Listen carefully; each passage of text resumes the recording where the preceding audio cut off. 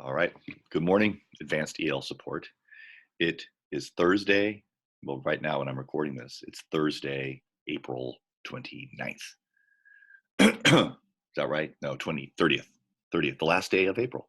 Tomorrow's May 1st. And it's also the end of grading period 5. Okay. So my only assumption is I will be submitting those grades that you see on Synergy right now for grading period 5. Oh, there goes the street cleaner. Really is the morning. And we have news. The district has come out with an official grading policy. I don't know if you guys have heard. The official grading policy for this second semester of coronavirus year is going to be credit or no credit. In other words, pass or no pass. So no grades, no A's, B's, C's, D's, any of that, right? I'm still computing grades the same way I always do, which is each grading period counts for, in this case, a third of your grade. I don't think there will be final exams, you guys. I don't think there's going to be finals. So there's 3 grades. What are the 2 you already have? They're the one on Synergy right now and the one you got for grading period 4. And then that leaves us weird grading period 6, where we're going to continue instruction. But now the cat is out of the bag, as the saying goes. The secret is out. It's pass fail, or the friendlier way to say it is credit or no credit. All right. Again, no grades, you guys. You either get the credit or you don't. And that's all it's going to say on your transcript. So if you guys have any questions about that, pop me an email, give me a call. No one's given me a call here at home yet, this entire distance learning time, even though I've floated my number out there. But that's fine if you don't want to talk to me. I don't take it personally. Anyway, we're continuing our learning. So I would like to actually start giving you guys material. I talked about this. I want to review some literary terms that have to do with poetry that are going to help you in your other English class.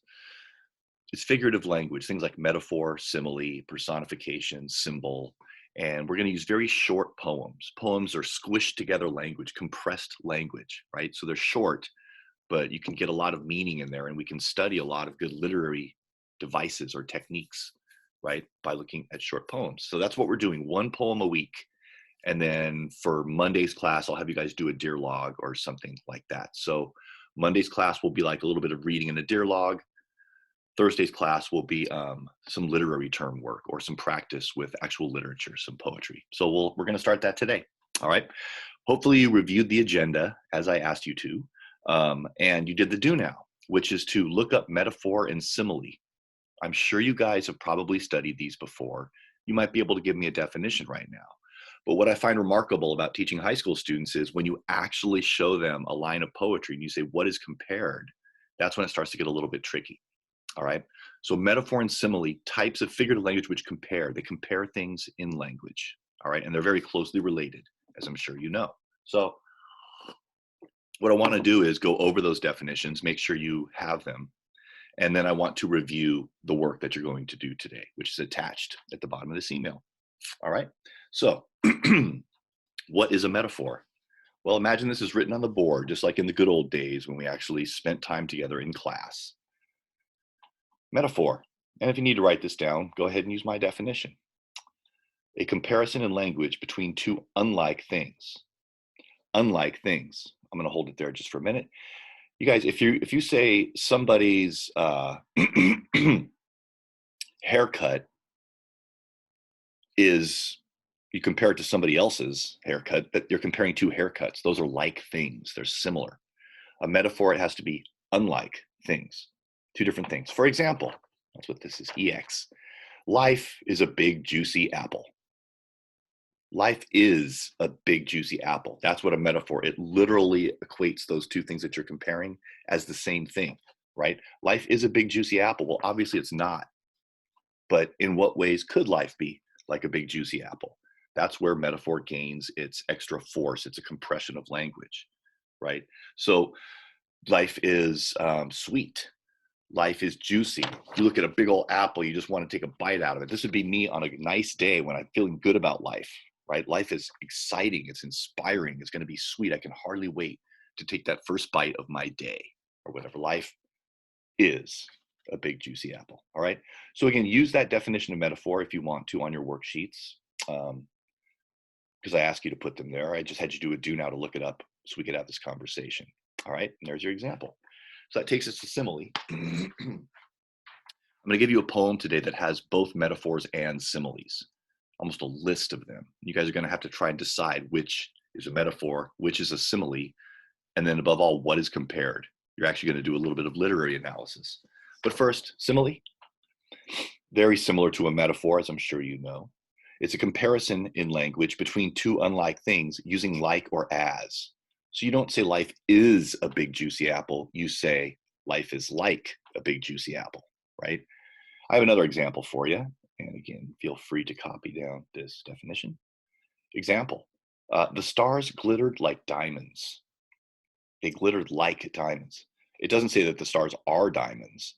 It says they glittered like diamonds. That's the comparison. So it's a little less direct. Metaphor is more direct, simile, a little more removed in the language, okay? So again, if you guys want to use these as your definitions on the worksheet, it's fine with me, or whatever you guys hopefully came up with when you did a quick search for your do now before you hit the video link and saw my smiling face looking at you, all right? So metaphor and simile. I'm having you guys look at a poem. And let me see if I can get my screen share game on here.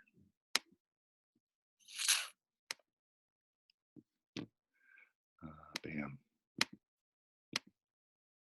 Okay. Oops. There we go. All right. Sorry. Still mastering the technology here in the 21st century. Okay. Let's get this a little bigger, maybe. Oop, too big. Okay. So this is the worksheet that I have attached for your convenience. And let's look at the directions. Define metaphor and simile below, then read the poem and answer the questions on the following pages. So you've hopefully already done that. You can see I'm right here, metaphor, simile. And then we have this poem. So let me just get on down the way here. Okay. It's called Dream Deferred by Langston Hughes. Your title, there's your author. Okay. What does deferred mean? Well, on the worksheet, I'm going to have you guys define a lot of these tricky words in both English and your home language. It's going to make this poem easier. But since the title is Dream Deferred, let me just tell you what deferred means. It's the first vocabulary word you're going to have to look up. But what does it mean? It means put off or postponed. The dream has been put off. Oh, I'll do that later. Or, oh, I'll start on my dream, making my dream real tomorrow.